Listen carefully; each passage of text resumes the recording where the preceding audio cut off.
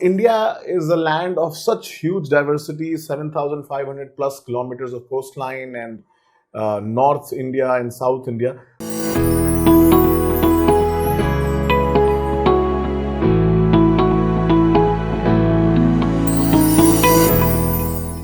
Now comes the time that we actually need to know or understand why does actually regionalism come into the picture, or what are the factors that are responsible for regionalism in India. Again, there can be multiple reasons, but let's just focus on these as of now. So first is, of course, your geographical factor. Now, how does a geographical factor promote regionalism in India? So India is a land of such huge diversity, 7,500 plus kilometers of coastline, and North India and South India. So such huge diversity, such huge landmass, of course, cannot be governed by a single government and cannot have a single government, which will be able to fulfill all the aspirations. That is why you have this so-called federal structure in India. The federalism which gives rise to the two-tier structure of government, where there is a central government, there's a state government, and the state governments are majorly concerned at looking at the interest of the people who can't be, or who are not being able to be properly represented by their probably MPs. So regionalism, one of the main factors is politics, of course, and the geographical factors, of course, aids into it, because every people has their own needs, culture is different, food habits are different. So people want, because we have a democracy, so democracy may people want their own representatives coming from their own areas. So of course, geographical factor is one of the most important ones because of the huge diversity and challenges regarding diversity in India. So you have climate variations, you have topographic variations, and in fact, even people are different. So, a tribal person would, of course, understand the tribal issues better. So there are so many different tribes in Central India, South India, Northeast India.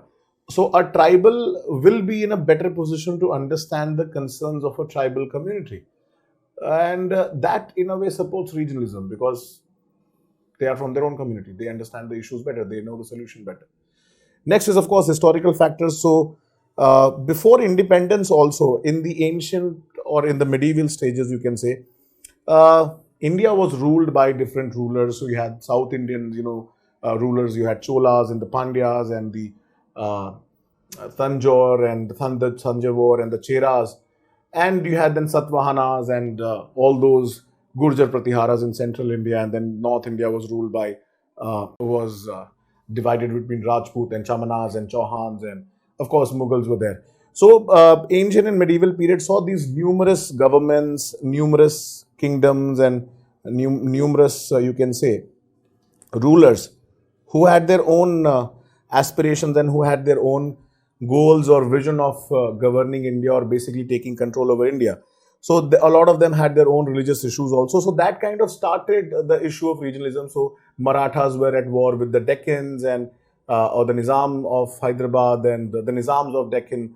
And similarly, Northeast was relatively aloof, because traveling to Northeast was a big challenge. So Northeast did not really participate that much in these conflicts. And of course, once the British rule came in, they had the policy of divide and rule. So they flouted it to the best they can, and they enjoyed that thing, taking advantage of the princely states. So historically, if you see from that perspective, so post-independence, it kind of gave rise to your regional parties also, because we already had that a little bit of taste of regionalism during the pre-independence or the pre-partition era, and of course, it got worse post-partition in India. So that is what, and even a lot of political parties gained inspiration from the historical predecessors and historical heroes also. For example, you have the Periyar was there during freedom struggle, then Nehru, and a lot of regional. So you had JP, and a lot of these regional leaders or heroes during that time gave inspiration to these political parties, that or a hope to people of these areas that we can have regional leaders who can represent their interests better. Then, of course, are the cultural and regional factors also. Scarcity of resources is there. Economic factors is also there. Scarcity of resources, if you see specifically, there are limited resources. Every state, for example, jobs are limited in Maharashtra, jobs are limited in UP. Uh, so the scarcity of resources is one of the main factors. So obviously, one would want that people from their own state would benefit from it, because if you're born there, that is the son of the soil theory also.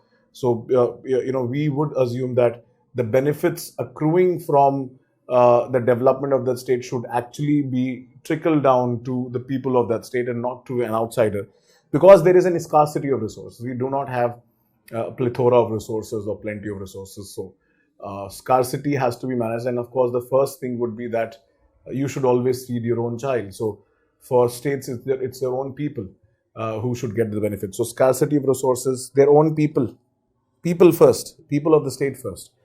Then economic factors again, industrial development, economic progress of the area. So the biggest issue is the development which has resulted in a regional imbalance in India. So inequality is a big factor over here, which has emanated because of the so-called uneven development of different parts. For example, Gujarat, Karnataka, Maharashtra are the biggest exporting and manufacturing states. So there are more jobs. That is why you see a lot of people migrating from states like UP and Bihar, the manual laborers going to these states, because they had nothing to do in their states. There were no jobs, there were no industries. They saw opportunity in Punjab, they saw opportunity in Ludhiana and all. They went to Ludhiana, some of them went to Amritsar, some of them went to, because these areas also have a lot of woolen industry, sports industries there. Meerut has a sports industry. So major industrial belt was this region of Gujarat, Maharashtra, Karnataka, Tamil Nadu. So that is why you see a lot of people who are regional, migrants. The labor, they travel to these areas because they do not have those kind of opportunities. And of course, the imbalance of economic development has resulted in these people moving to these areas and therefore giving rise to conflict, because now you have scarcity of resources. So people would, in the event of any, you can say, conflict, people would revolt, like what has happened with MNS and other political parties who support regionalism, is that they want outsiders gone of the state, because they think that they are taking away jobs of the people who are in their state. But it is also a fact, a lot of people who are in the state do not want to work in the state, especially like as a manual labor. For example, a lot of, Marathis, they would not want to work in a factory, rather they would want to do is agriculture. So that is also a point that has to be taken into mind. But then yes, there are economic factors which majorly fuel the issue of regionalism in India. Then you have the cultural and regional factors also. For example, you have the issue of religious factors also. So a lot of people who are Muslims, they would want to go to a state where the Muslims are better protected. Similarly, a lot of Hindus would want to work in an area where there's more of a cohesion, or where there is more of a familial bonds. So in case they, or majorly, which you can say is Hindi speaking community members are there. So a lot of cultural factors and religious factor also kind of aids this. For example, even when during independence, if I have to say, or even before independence, you had these, Shivaji Maharaj in Maharashtra, Maharana Pratap in Rajasthan. So these were like local heroes. So they had their own, cultural history, and even East India had these heroes from the Northeast. So past tradition has also been a major factor, especially the cultural significance. So Marathas have a lot of pride, and rightly so, about the culture of Shivaji and Maharaj, and every Indian has. But then sometimes it kind of overpowers the leaders or the heroes of other region. So you can have a problem where it can result in a conflict. So every day it keeps on happening that some of the other leader is not happy with certain leader giving certain importance to other historical leader than their own leaders. So yeah, that keeps on happening. So yeah, so cultural and regional factors that way promote regionalism and or aid regionalism in India. Then political administrative factors also. For example, political parties have their own agenda. So they have a very huge, big, vote bank politics going on. So they have a huge voter base there, which they don't want it to go away. So they will also sometimes add fuel to the fire for their vote bank politics. So every regional political party has a huge base of followers who have this tendency of fueling regionalism. So they would want to stick to that, and nobody would want to disappoint them. And ethnic linguistic factors are also there, so people of same ethnicity would want their culture to be protected. So this is very, very common in Northeast. You have the inner line permit, where they don't want outsiders visiting the state, or even if they are visiting the state, they cannot stay there or buy a property for in those states. So ILP is an example, and you have a lot of these movements happening in the northeastern states of India, where they do not really like outsiders mingling, or so-called affecting their demographic culture. So these are some of the major reasons which actually fuel your regionalism in India. So these are some of the major factors. Of course, there can be other also, but these are the major ones.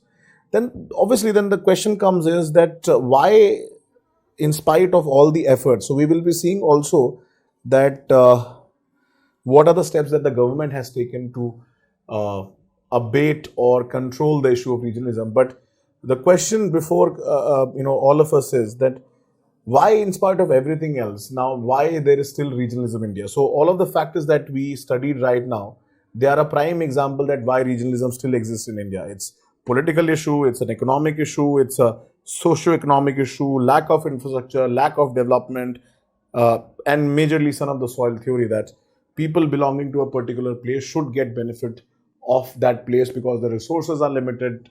Resources, be it economic, human, or for that matter, any resource that is available in the state, should actually, the benefit should accrue to the people of that place. And similarly, I mean, you see international examples now. Brexit is a prime example. So what used to happen what happened in England is in Brexit is that though it was a marginal vote, but what it really conveyed or signified was that people want their resources, because it right now, the age that we are living in is actually not the age of globalization. It's actually a age of so-called deglobalization and a globalization 2.0, where you have a mixture of both. So we are also having a system of protectionism, where you want to protect your own industry and people and don't want outsiders coming in, and that is what Brexit signified.